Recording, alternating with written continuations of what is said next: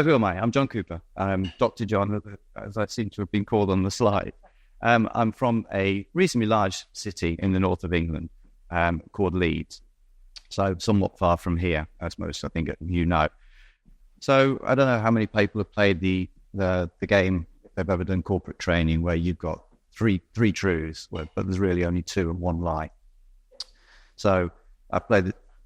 Oh, fine, okay. I've played this a few times, and I've often used American sports, particularly American sports, as my one truth that could well be a lie.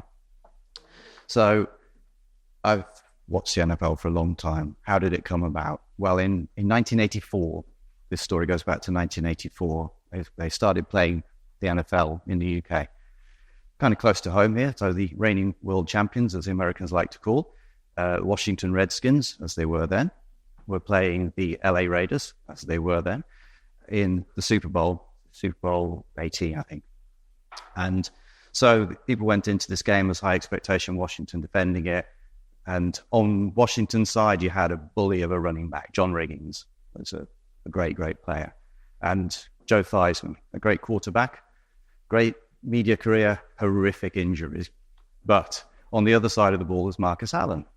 You had the jewel of a running back and a great game, and unfortunately turned into a total blowout for Washington, and the Los Angeles Raiders became the world champions at that point.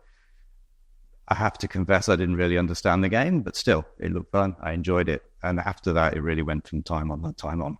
So that's it. So I use that as my one truth that could well be a lie. Kick the slide. Oh, you haven't got my pictures. Oh, you didn't get my pictures.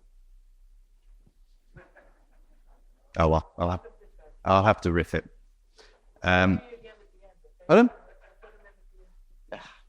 Doesn't quite work like that. So anyway, I needed another lie. So how did I do it?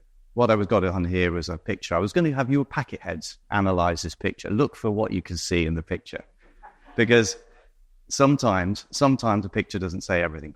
It's a beautiful play. It's a game in Britain. So it's not from the NFL. It's actually from British American football. And it's a beautiful arcing pass. It's going to be caught. And people will look at it. I wanted you to tell me what you saw in the picture. What you'd see in the picture is, will it be caught? Won't it be caught? What you miss in the picture, which I think you would have missed in the picture, is in the background of there, one of the zebras on the play was my new lie. So I decided that, what can I do? I'm not going to ever play this game, not now, not in my 50s. So what can I do to do it? So the trick was, I say, well, okay, I'll grab that striped shirt and I will play the game by officiating the game. So that's what I did. So I've been working through a season of working as an official in the NFL. And how does that work? Well, they give you, I've often said that American football is actually quite a simple game. And it is, until you get the rule book. And I don't know if anyone has ever seen this. I'm sure it's easy to download, but it's 200 pages long. And it's full of things that, quite frankly, don't ever happen in the game.